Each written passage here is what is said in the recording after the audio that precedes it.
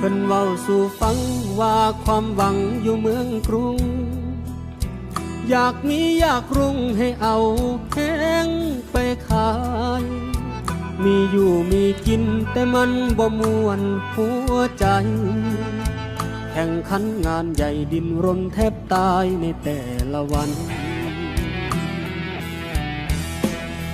ให้คืนเมืองมาบ้านเฮามาเบิ่งผู้เฒ่าเพิ่นของพาลูกหลานมีโอกาสกะวางแน่เด้อการงานคือโทษผู้ของทางอยู่บ้านนามากินกับข้าวลวกผักกับบนฝีมือแม่ไปวานแหหาอยู่หากินกับพี่พ่อ